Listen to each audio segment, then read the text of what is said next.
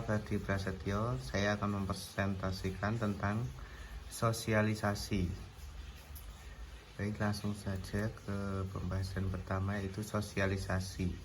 Sosialisasi, proses sosial adalah cara seorang untuk belajar, di mana individu berada tidak terlepas dari proses belajar. Belajar untuk berorganisasi dengan lingkungan masyarakat, belajar tentang budaya, belajar berinteraksi, berkomunikasi dengan individu atau kelompok sosial yang ada. Sosialisasi adalah proses yang diikuti secara aktif oleh dua pihak. Selanjutnya, menurut Berger, sosialisasi adalah proses di mana seorang anak belajar menjadi seorang anggota yang berpartisipasi dalam masyarakat. Melalui agen-agen sosialisasi, kita melewati tahap-tahap sosial yang ada dalam masyarakat. Proses sosialisasi yang kita laksanakan setiap hari, bertemu dengan orang lain, berkomunikasi, serta melakukan kontak sosial dengan masyarakat. Bukti nyata bahwa proses sosialisasi sangatlah penting. Pada awalnya, di mana kita lahir atau manusia belum mempunyai diri, seperti yang disampaikan oleh George Herbert Mead dan bukunya Mead, Self and Society, menguraikan tahap perkembangan diri manusia. Manusia lahir belum mempunyai diri. Diri manusia berkembang secara bertahap melalui interaksi dengan anggota masyarakat. Yang ketiga, yaitu pentingnya sosialisasi. Sosialisasi dalam kehidupan seseorang sangatlah penting karena manusia adalah seorang makhluk sosial, makhluk yang tidak bisa hidup sendiri. Manusia tidak dapat hidup tanpa bantuan orang lain, sangat membutuhkan teman dan membutuhkan komunikasi dan interaksi dengan orang lain. Sosialisasi juga berguna untuk mengembangkan potensi kemanusiaan sehingga bisa menjadi pribadi yang baik dan bisa hidup bermasyarakat dengan baik. Sosialisasi juga bisa digunakan untuk sarana belajar, bagaimana menyesuaikan diri dengan orang lain dan juga menyesuaikan diri dengan lingkungan. Hal itu digunakan agar kita sebagai manusia bisa bermasyarakat dengan baik. Tujuan sosialisasi. Dalam uraian sosialisasi dan pembentukan kepribadian, Eli Malihah dari Universitas Pendidikan Indonesia mengutip Bruce J. Cohen mengenai sejumlah tujuan sosialisasi adalah sebagai berikut. Yang pertama, mengajarkan keterampilan yang dibutuhkan seseorang untuk menjalani kehidupannya. Yang kedua, membekali kemampuan komunikasi secara efektif dan mengembangkan kemampuan berbicara, menulis, dan berbicara mengenai fungsi-fungsi organik melalui latihan introspeksi diri yang tepat. Yang ketiga, membiasakan individu dengan nilai-nilai dan kepercayaan yang berkembang di masyarakat. 4. Membentuk sistem perilaku melalui pengalaman yang dipengaruhi oleh watak pribadi seseorang serta bagaimana ia bereaksi terhadap pengalaman itu untuk proses pendewasaannya.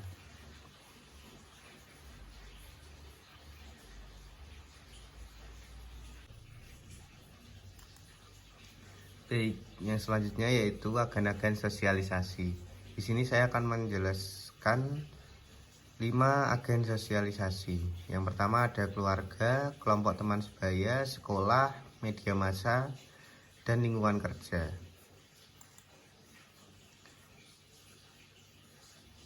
Yang pertama yaitu keluarga. Kelompok sosial pertama di mana individu menjadi anggotanya adalah keluarga. Keluarga merupakan perantara pertama dalam transmisi kebudayaan masyarakat kepada individu. Maka di dalam keluarga terjadi apa yang disebut dengan sosialisasi primer.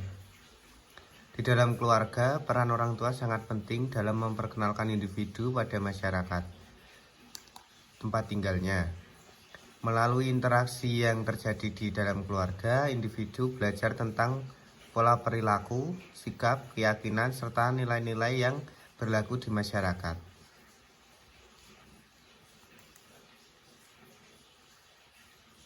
Yang kedua yaitu kelompok teman sebaya. Pada tahap perkembangan selanjutnya, individu akan berinteraksi dengan teman sebaya yang berasal dari keluarga yang lain untuk diterima menjadi anggota kelompok. Individu dituntut untuk mematuhi aturan yang berlaku di dalamnya.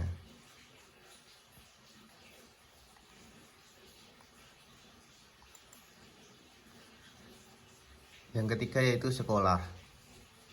Sekolah adalah lembaga yang melaksanakan sistem pendidikan formal. Di sekolah, individu akan belajar hal-hal baru yang tidak didapat di dalam keluarga maupun kelompok teman sebaya. Di sekolah, individu akan diperkenalkan dengan berbagai kemungkinan peran yang dapat dipilihnya di masa mendatang saat individu telah beranjak dewasa. Di sekolah, individu akan belajar mengenal serta mengembangkan kemampuan dan bakatnya. Selain itu, di sekolah individu dapat belajar beberapa nilai penting seperti kemandirian dan tanggung jawab. Yang selanjutnya yaitu media massa. Media massa terdiri atas dua jenis, yaitu media cetak dan elektronik. Saat ini media massa, khususnya media elektronik, telah mengalami perkembangan yang sangat pesat. Perkembangan tersebut memberi banyak pengaruh pada perkembangan kepribadian individu. Contohnya, siaran televisi yang menayangkan film-film keras dapat menimbulkan perilaku keras pada para penontonnya, khususnya anak-anak ketika mereka tidak diarahkan dan didampingi ketika menyaksikannya. Selain televisi, media massa yang kini menjangkau banyak orang adalah internet, di mana menyediakan berbagai macam informasi dan hiburan, mulai dari yang bermuatan positif hingga negatif.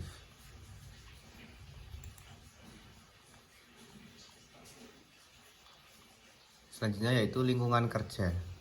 Setelah masa kanak-kanak dan masa remaja sudah kita lewati, maka dunia baru akan kita dapatkan, yaitu dunia kerja. Kita akan meninggalkan kelompok bermain, lingkungan keluarga bagi yang kerjanya di luar daerah atau jauh dari orang tua. Maka dalam dunia kerja pun kita akan mulai mendapatkan nilai dan norma yang baru pula. Terlepas dari masa kanak-kanak dan masa remaja, dalam dunia kerja kita akan lebih dewasa dan bertindak dengan jelas dan tegas. Misalnya ketika kita bekerja di instansi pemerintahan, maka akan berbeda pula nilai dan norma yang kita dapat ketika kita bekerja sebagai pegawai swasta. Oleh karena itu, pengaruh dari dunia kerja terhadap proses sosialisasi yang kita dapatkan akan memberikan nilai dan norma yang baru terhadap diri kita. Profesi yang kita kerjakan juga dapat memberikan hal yang berbeda kepada kita. Dalam hal berinteraksi, misalnya kita bekerja di dunia fashion, maka perilaku dan gaya hidup kita juga pasti akan berada, atau jika pekerjaan kita sebagai seorang tenaga pengajar, sudah pasti perilaku kita juga akan berbeda. Nah, disinilah bagaimana agen sosialisasi membentuk kepribadian kita sebagai seorang individu dan juga sebagai makhluk sosial. Baik, yang selanjutnya di sini yaitu tentang faktor penghambat dalam sosialisasi. 1.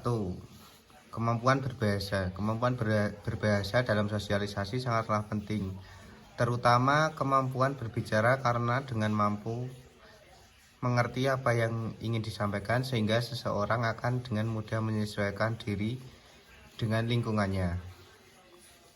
Salah satu contoh yang menyebabkan seorang tidak mampu berbahasa dengan baik adalah orang yang cacat pada bibir sumbing. Orang yang cacat pada bibir sumbing akan sulit berbicara dengan orang lain, sehingga orang lain tidak mengerti apa yang ingin disampaikan. Contoh lain adalah orang yang kurang fasih menguasai bahasa. Misalkan orang yang datang dari negara Belanda ke Indonesia, maka orang itu sulit berkomunikasi dengan warga Indonesia karena bahasa yang digunakan sudah berbeda, sehingga orang Indonesia tidak akan mengerti apa yang dikatakan oleh orang Belanda itu. Begitu juga dengan orang Belanda tidak mengerti apa yang dikatakan oleh orang Indonesia. Selanjutnya yaitu cara bergaul. Orang yang pandai bergaul dan bisa mendapatkan dirinya akan mudah menjalankan proses sosialisasi. Sebaliknya, orang yang sulit berkomunikasi, bersikap kaku, kurang beretika dan cenderung menghambat sosialisasi. Hal ini dapat terjadi karena beberapa faktor seperti perbedaan golongan, status pendidikan, serta sosial ekonomi. Orang yang menganggap dirinya lebih tinggi sehingga orang tersebut tidak dapat bersosialisasi dengan baik.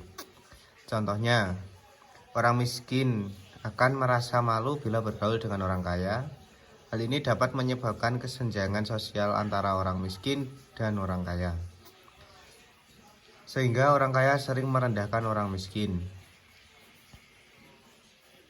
Selain karena faktor di atas, ada juga orang yang sulit bergaul karena merasa kaku saat berhadapan dengan lawan bicaranya. Berikut ini adalah tips bergaul yang baik dengan teman yang baru dikenal.